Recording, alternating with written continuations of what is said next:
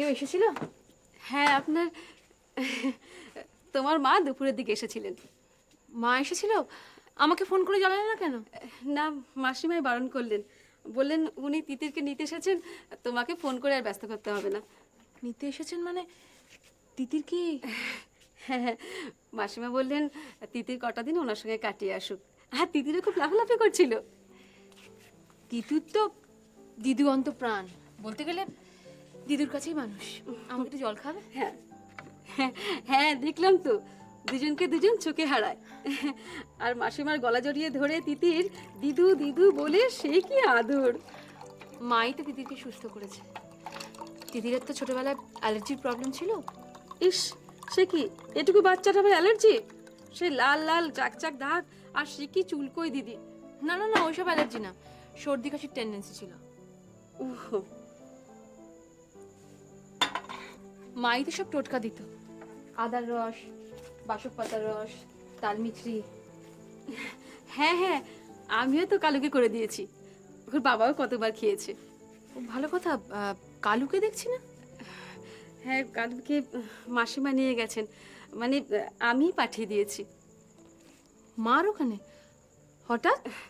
না, আমি ভাবলাম মাসিমারও তো বয়স হয়েছে, সারাক্ষণের লোক থাকলে ভালো হয়, তাই।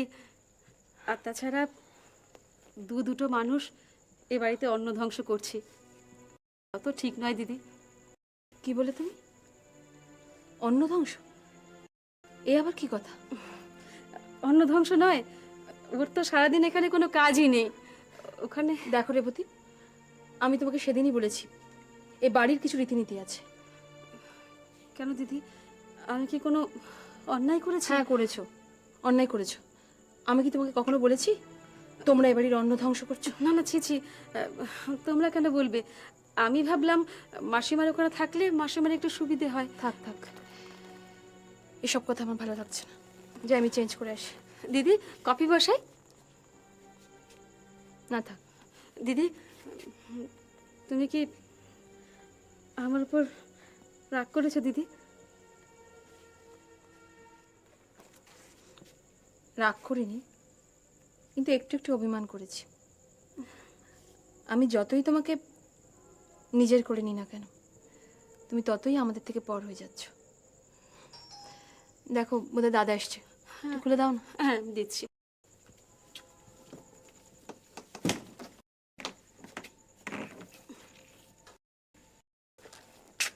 আলো টালো সব ঠিকঠাক জ্বলছে? হ্যাঁ, কেন দাদা? না, ইলেকট্রিক মিস্ত্রি এসেছিল তো। মিস্ত্রি? হ্যাঁ, কই, না তো। ফিউজ ফল্ট, মানে ফিউজ উড়ে যায়নি? না। কেন, কিসের ফল্ট হয়েছিল আবার? তুমি কতক্ষণ এসছো? এই তো কিছুক্ষণ আগে।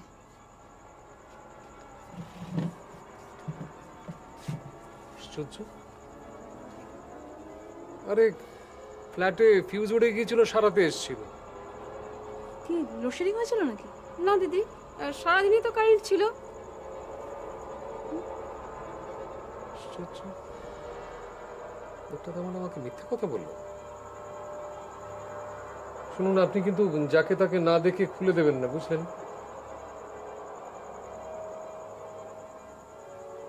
কে হতে পারে লোকটা?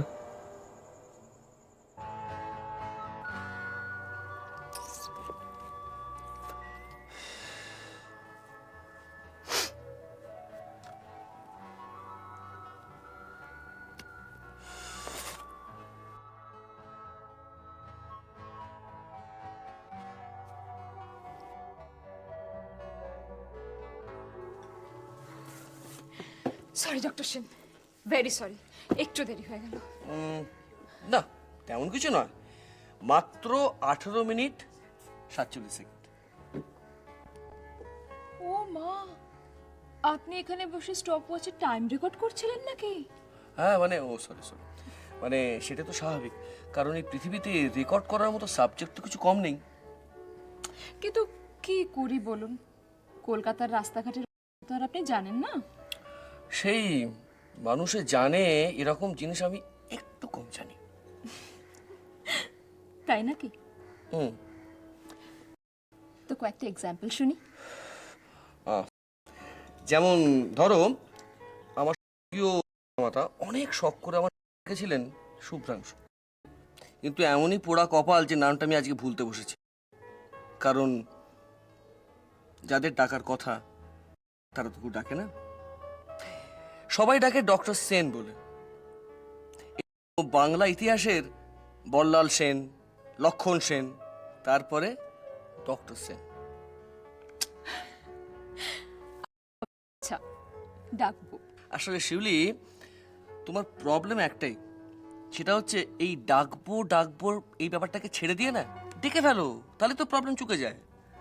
আচ্ছা, চেষ্টা করব। আরে কি মুশকিল, আবার করবো কেন, করো।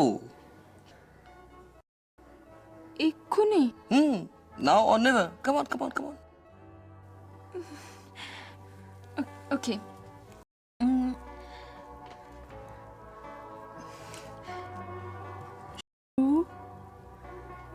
ভ্রাং শু। সত্যি আপনি না পারেনও বটে। আর ওই ইয়েটা, আপনি এটা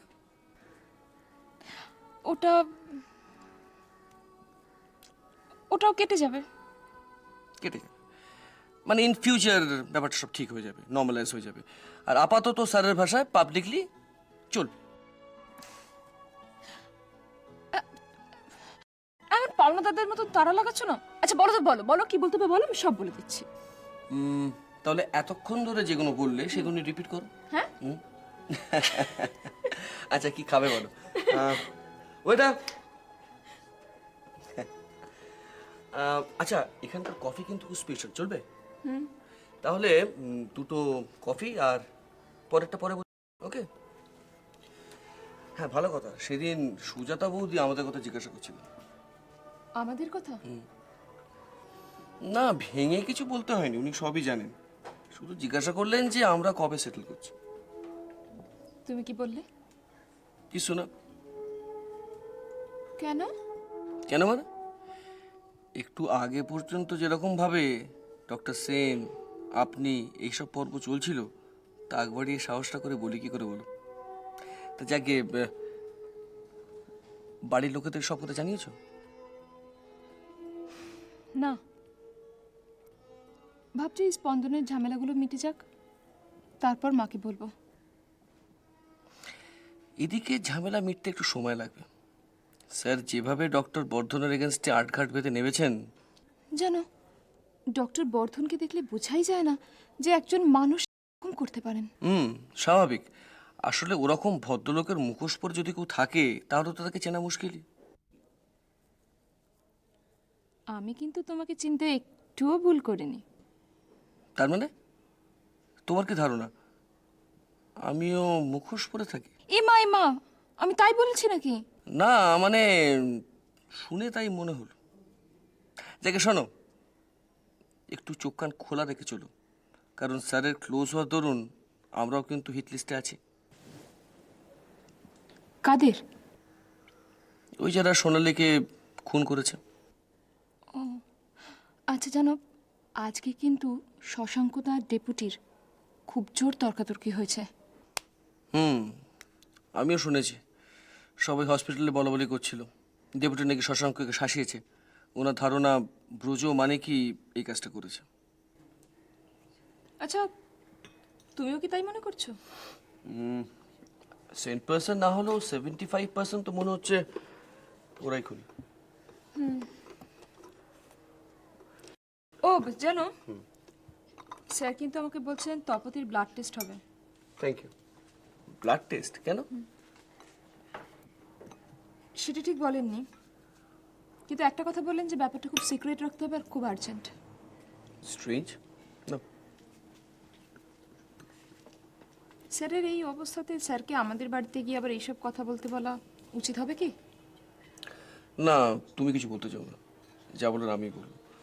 কারণ গার্জেন বলতে তো উনি আছেন। যেটা ভালো বোঝো। ঠিক আছে।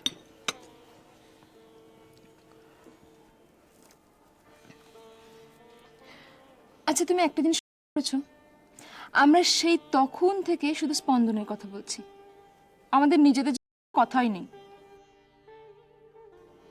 সত্যি স্পন্দনের বাইরে আমাদের ব্যক্তিগত জীবন যেন তৈরি হলো না। অদ্ভুত, তাই না? স্পন্দন আমাদের জীবনে স্পন্দন হয়ে গেছে, আর বোধহয় চিরটাকাল থাকবেও সেরকম, তাই না?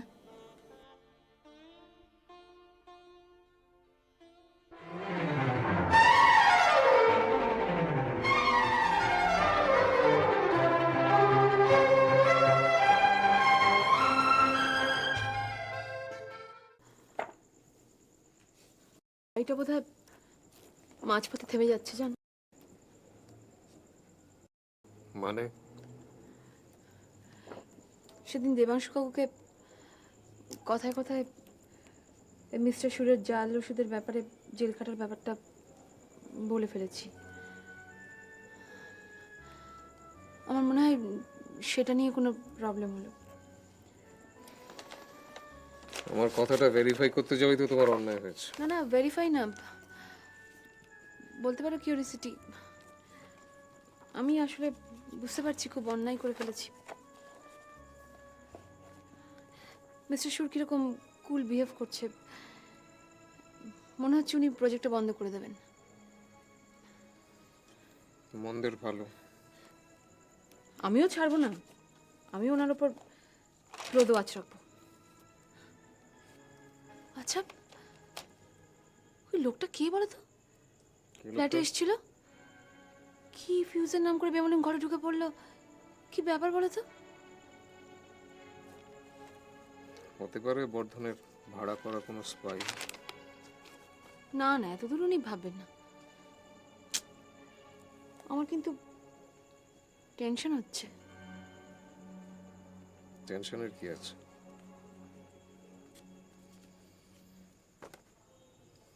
বর্ধনকে আমি ছেড়ে দেব না। জাস্ট কতগুলো এভিডেন্সের জন্য আমি ওয়েট করছি। সেই জন্য কি শুভ্রাংশু এসেছিল? বললাম তো তোমাকে আগে। তুমি এরকম ইরিটেট হচ্ছ কেন?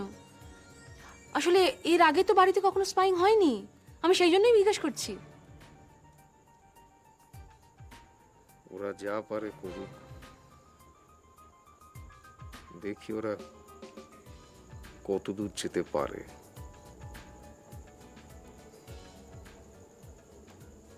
বর্ধন যে অন্যায় করেছে তার জন্য ওকে শাস্তি পেতেই হবে। শোনো, তুমি যদি ব্যাপারটা বুঝতে না পারো তাহলে আমাকে অন্য ব্যবস্থা নিতে হবে। না স্যার, না স্যার, আমি আমি সবটাই বুঝতে পারছি, কিন্তু স্যার কোনো কিন্তু টিন্তু নয়। ঘটনা যেভাবে গড়াচ্ছে তাতে বর্ধন ইমিডিয়েট অ্যারেস্টেড হয়ে যাবে। সিবিআই এর সামনে ফড়ফড় করে সব বলে দেবে ও। তোমার নামটাও। স্যার, স্যার যদি আমায় অ্যারেস্ট করে স্যার, আমি যদি ফরফর করে আপনার নামটা বলে দিই স্যার। বেশি বোঝার চেষ্টা করো।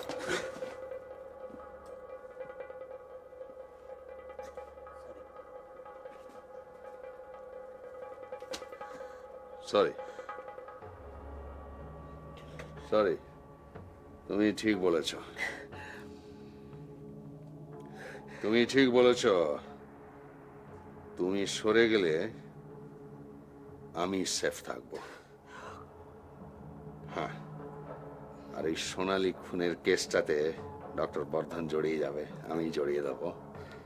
তারপরে স্যার, স্যার আপনি সব ছকে ফেলেছেন, কিন্তু স্যার যাবো বললে আমি কি করে যাবো? রাতারাতি গা ঢাকা দেবো কি করে স্যার? কোথায় দেবো স্যার? তাছাড়া আমার আমার স্যার বউ ছেলে মেয়ে রয়েছে স্যার। তুমি মারা গেলে ওদের কি হবে? তার মানে হ্যাঁ, তার মানে আমি কি পারি আর না পারি তার প্রমাণ কি তোমাকে আরেকবার দিতে হবে নাকি? হ্যাঁ, না স্যার, আমি কোথায় যাবো স্যার? কি খাবো স্যার? কি খাবো বলুন স্যার? তাহলে তোমার খাওয়া পড়ার দুশ্চিন্তাটা আগে আমি দূর করি, তারপর তোমার বউ বাচ্চার কথাটা ভাবা যাবে। এখান থেকে পালাবার একটাই রাস্তা খোলা, আর সে পথটা শেষ হয় জাহান্নামে। Be ready. না না স্যার, না স্যার, আমি আমি আজই চলে যাব স্যার, আজই চলে যাব। কোথায়? কোথায়?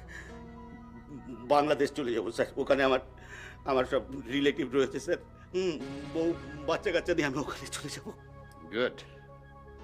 আচ্ছালে, তুমি আর একটা খুনের হাত থেকে আমাকে মুক্তি দিলে। ওই স্পন্দনের কারবারটা আমি তুমি ছাড়াও চালিয়ে নিতে পারবো, আর সোনালী খুনের কেসটাতে ডক্টর বর্ধন জড়িয়ে যাবে, আমি জড়িয়ে দেব। আর তারপরে চাকরি বাকরির কথা ভেবো না, অনেক কামিয়েছো, আর বাকি আমি যা দেবো পুষিয়ে যাবে। বাকি জীবনটা একদম রিল্যাক্সড কাটাও। যাও। ঠিক আছে, হ্যাঁ, ঠিক আছে। আর শোনো, এই যাওয়ার সময় ডাইনে বাঁয়ে করে থানা কিংবা নক্ষত্র রায়ের ওইদিকে যেন চলে যাবো না। না স্যার, না, আমি- পেছনে আমার লোক থাকবে একেবারে হরিদাসপুর বর্ডার পর্যন্ত। ঠিক আছে? ঠিক আছে। Good bye. তোমার সঙ্গে তাহলে আমার আর দেখা হচ্ছে না। হ্যাঁ, একটাই শুধু সেটব্যাক। হ্যাঁ, ওই স্পন্দনের ইউনিয়নটা একটু উইক হয়ে যাবে।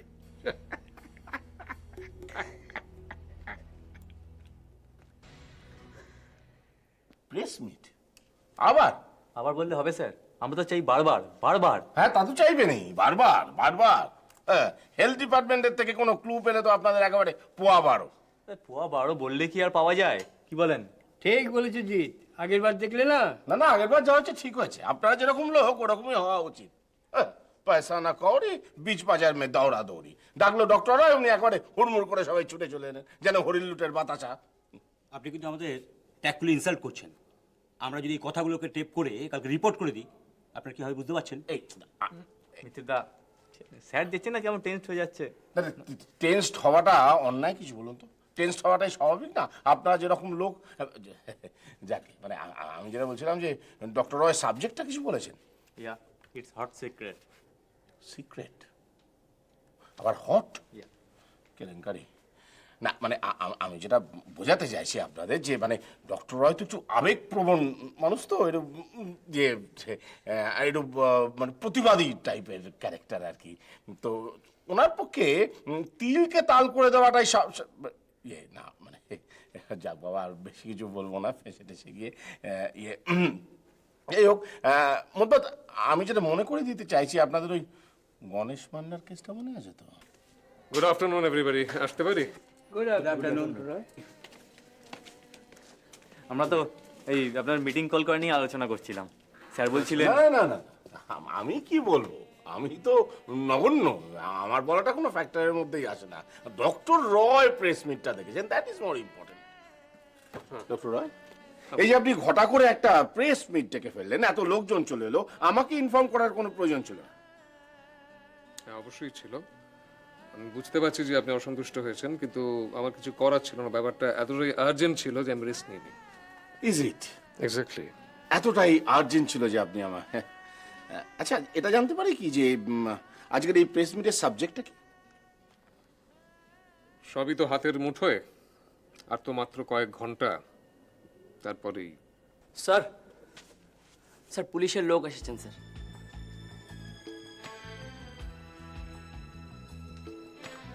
হ্যাঁ ঠিক আছে, তুমি কনফারেন্স রুমে বসাও, আসছি। Okay sir. বলছিলাম যে আসুন। হ্যাঁ, আসুন, আপনারা আসুন সবাই।